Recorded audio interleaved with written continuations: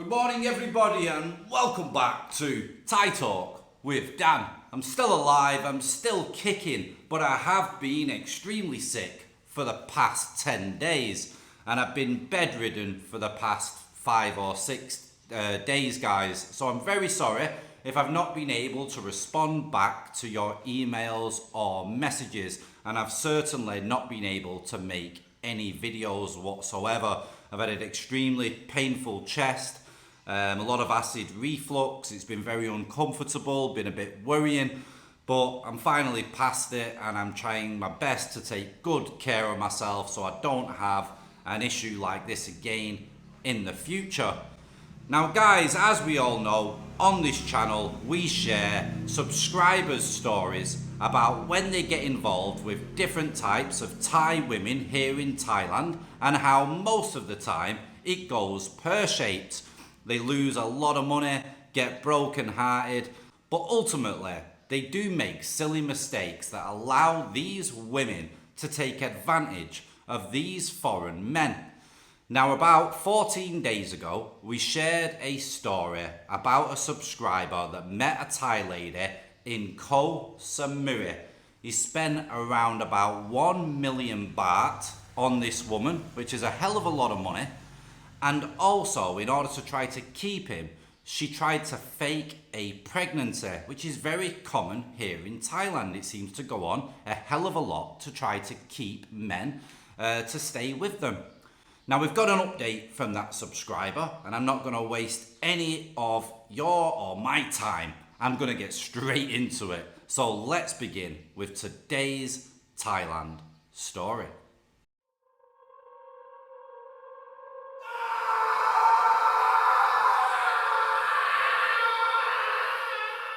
Right guys, let's begin with today's update. Hi Dan from Australia. I just want to say thanks again for saving my bacon in regards to my relationship with Jessie, the lioness of Koh Samui. Brief background.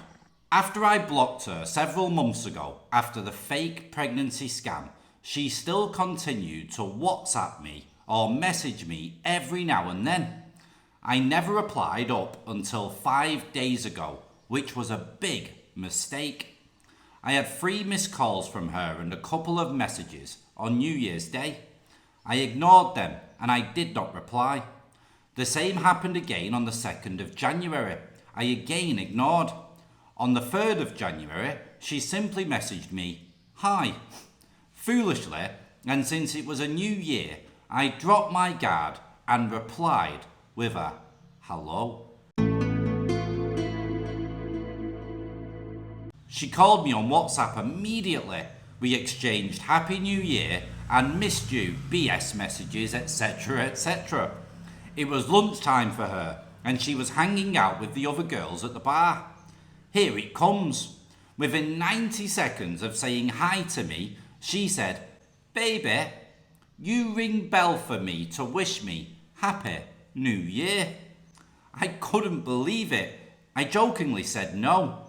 She replied that it was only her friends with her at the bar and no customers. Since I knew all of her friends there at the bar and being the simp that I am, I agreed. Jessie videoed me on WhatsApp to show me all the girls saying cheers in the usual Thai way. And then she asked me to pay the bill now. I thought this girl is unbelievable. This girl is relentless. Literally within 10 minutes of me saying hi to her as a polite New Year's greeting, she had scammed another 2,200 baht out of me. It hit me like a sonic boom. I remained silent and did not reply to her. A few hours later, she asked for money for food. She said, "If I not eat, I starve." This is from the most popular girl in the bar, who is probably making at least 80,000 baht per month. I was stunned. Here we go again. I blocked her again immediately to basically say, "Do one." I was still in shock for a couple of days. My friends couldn't believe it either. Well, they could believe it actually. They knew I was a sucker for this girl and thought I was a blooming idiot.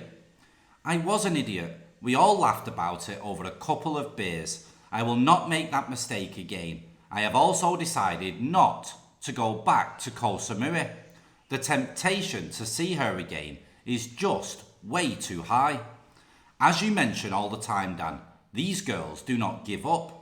I wanted to contribute this update to you, Dan, and your listeners to remind them that if they are like me and are emotionally vulnerable after a bitter divorce to a Western woman and are desperate for someone real, a bar girl is not the answer. As much as you love her and as much as you believe the things she is telling you, she will rinse you at every opportunity, literally. This is for oldest guys, i.e. 40 plus, as we are seen as the cash cows, ATMs.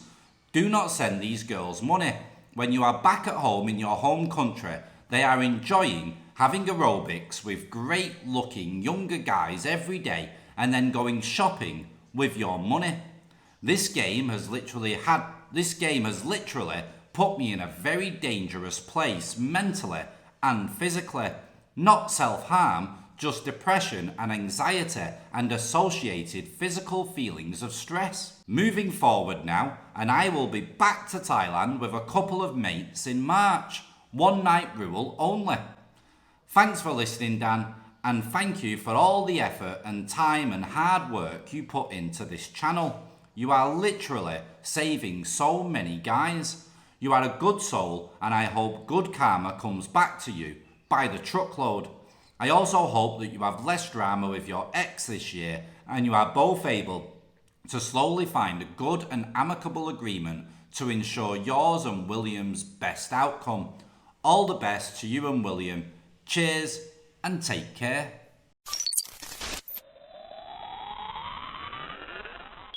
Right, thank you very much and cheers for the update. And yeah, it cost you 2,200 baht to finally wake up to what was right in front of your eyes in the first place. I know at the end of the day, a beautiful girl that's giving you attention, sending you messages, trying to be cute and nice, it feels good. I totally get that, guys. I get it, especially if you're not having much luck with the ladies back home. I mean, let's be real. For a lot of people, a lot of guys, that come over here to Thailand, if they was having great luck with the ladies back home, they wouldn't be coming here playing around with the women here. They come here because they feel like they don't really have much of a choice and they've got a better selection over here. And I do understand it because I've spoke to a lot of foreign guys over here and got the truth out of them and listened to what they've had to say. There's a lot of men just like this one that have had a very, very problematic and messy divorce back home. And that's another reason why a lot of guys do come over here to Thailand, but it's the wrong place. When you're emotionally vulnerable and you're getting involved with a woman that's probably far better looking than your ex-wife, and she's saying and doing all the things that your ex-wife didn't, then you can easily get reeled in.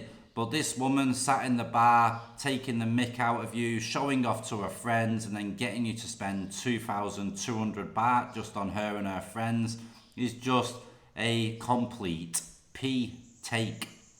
Yeah, she's taking the out of you. And it's not right, guys.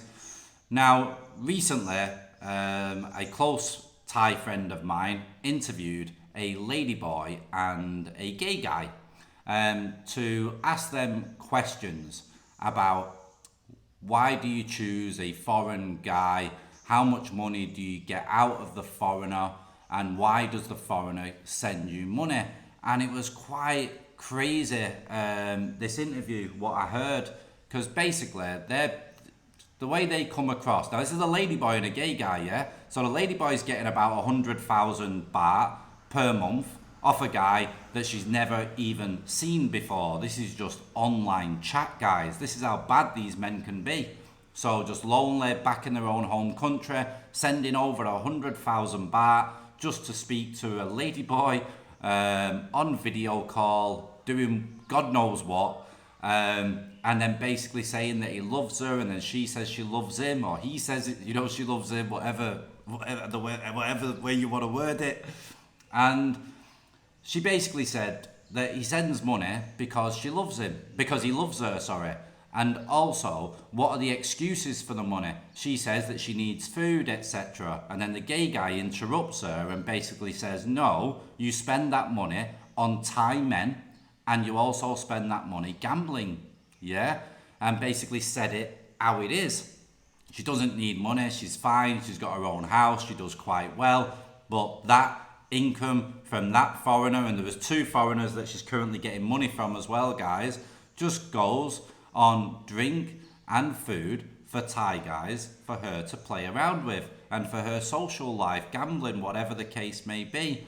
And if that ladyboy and that gay guy was to sit around like bar girls, for example, you were to close your eyes and listen into the conversation, you wouldn't know who the gay guy was, who the ladyboy was, because they all speak the same and have the same mentality, and they all laugh at the fact that they can easily generate money from foreign men that fall in love with them.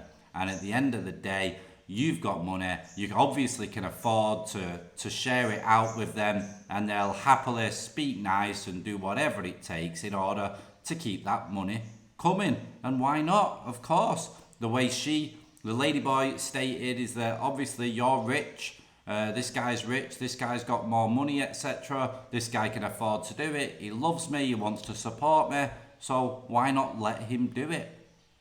Crazy, eh? Now guys, I do know that since I started this channel, it has saved a lot of people a lot of money and a lot of heartache, because you guys sharing your stories, it's helped a lot of men where they're currently in a situation and they're like, hang on a minute, that story is similar to mine and I don't want to end up like that guy. I don't want to lose that kind of money. I don't want those issues when I go visit my new bar girlfriend's family, etc, etc. I don't want to be having to pay out for that car. I don't want to be building that house and then all of a sudden it's in my Thai girlfriend's name and she's got a Thai husband, or she's got a new Thai boyfriend, or she just doesn't want to be with me anymore, but she's not giving up that house, etc, etc. I've all heard the stories, guys, and we all know what goes on by now. But the more stories that we share, the more we get that message across, and then guys can just come over here and truly enjoy everything that Thailand has to offer, because Thailand is an amazing country. The downfall for most Western men is just the Thai women, and if you get with the wrong one, you're done for. If you get with the right one, yeah, you can literally hit the jackpot like a lot of men have done 15, 20 years ago, yeah? They've lived happily ever after. But I would love to hear if anybody is living the dream over the past 5 years and they've been in a relationship for at least 1 or 2 years and they've not absolutely been rinsed. I would love to hear from you guys, and I would love for you guys to share your story. As long as it's honest and it's factual, then it's worth everybody listening to, because there's guys that want to hear how you've managed to be able to get with a Thai woman, not get rinsed, and have some kind of normal relationship. So if you want to share your story on the channel, get your email sent in to thaitalkwithdan@gmail.com. Hope everybody's well, everybody's good, everybody's safe.